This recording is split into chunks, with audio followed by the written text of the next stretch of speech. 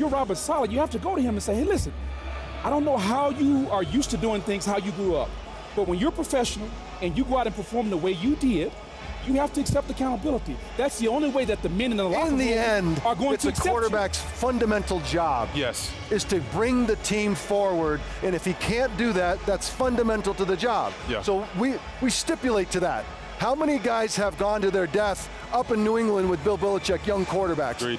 This is not completely unusual, but how you do it matters. And to your point, you guys are responding viscerally because as players, you know how you would respond to that. Yeah. If I were in that locker room. And that does not work. And so he needs to go clean that up and fix it and 100%. Figure out a way to gather his teammates or he won't have a job. And, That's it. I agree, Steve. I agree. And the problem was, it wasn't just yesterday. See, if this was in a vacuum where he played bad yesterday, we could be like, you know what, he had a bad day. He's been playing bad to average all year long. Yeah, so this is not a But I would say this, deal. I would say this. He was playing more wide open and making a lot of mistakes. So they said to him, hey, look, we have a great defense. We're in the hunt.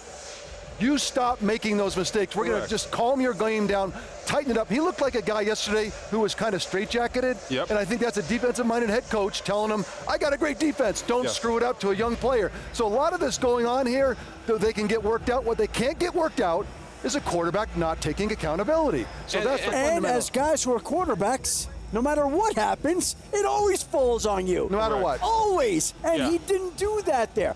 To your point before, Booger pointed out in the 2 losses to the Jets, the defense gave up 1 touchdown.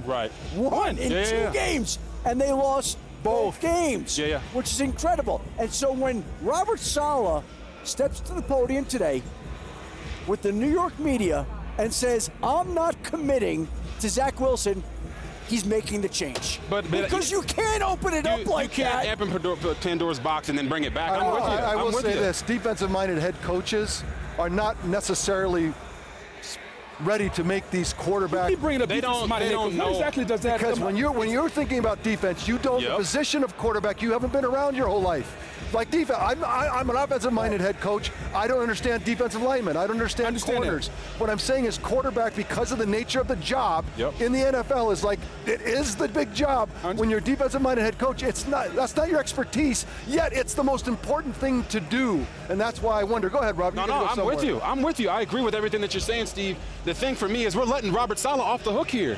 He came after the game and said it's the farthest thing from my mind that Zach Wilson will be benched. And then he comes in today. It doesn't matter, guys. Come on. To what Steve is saying, as a head coach of a football team, you got a rookie wide receiver going to the media after the game and trashing not only his teammates, but also the offensive coordinator and subliminally taking shots at his quarterback.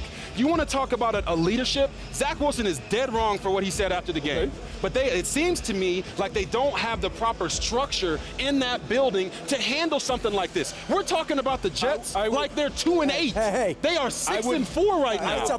This is a 6-4 football team. I would push back on that. To your point about the proper leadership, they are 6-4, and if they had better quarterback play, the record would be better than that. To your point, Robert Saleh after the game, most coaches want to do what? They want to watch the tape. So I truly understand a coach saying, you know what?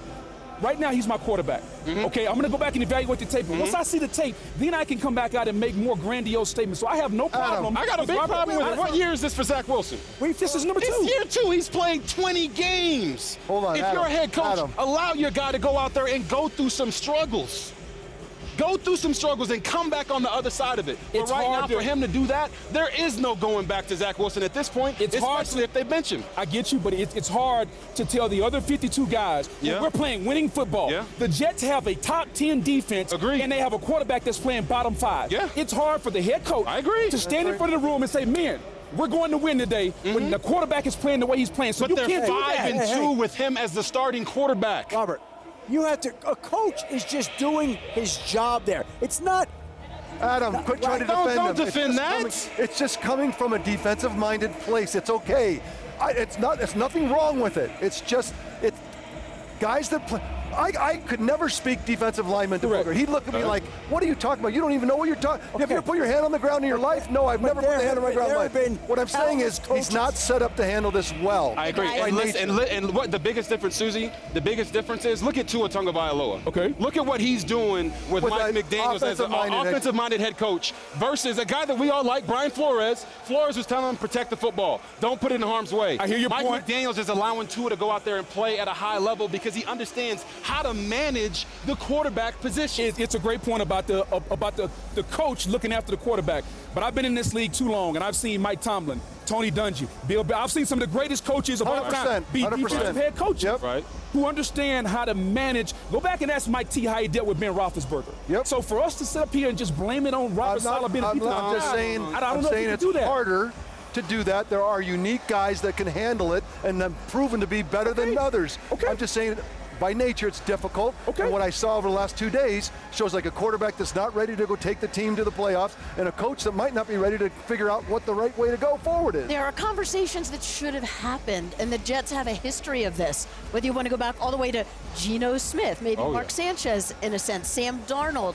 They all lost the reins of the team, and they all left New York. And Zach Wilson had an opportunity to play smart, protect the football, and keep his job. Conversations weren't had that should have been had. Zach needs to have a conversation immediately with this team to try to get them back on side. To this point, we wouldn't even be having this conversation if the special teams wouldn't have given up the play they did at the end of the game. And to your point, Susie, all those quarterbacks you listed, I think that's why this is so significant today. Yes. Because you have the former #2 overall pick.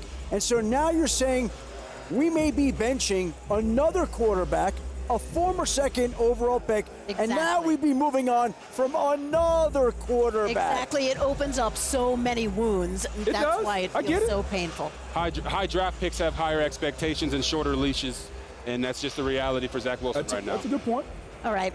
How about if we look ahead to... None of us have much emotion about this at all, by the way. It's a good conversation. Let's go. Viva la Boog. Let's go. Thank you for watching ESPN on YouTube. For live streaming sports and premium content, subscribe to ESPN+.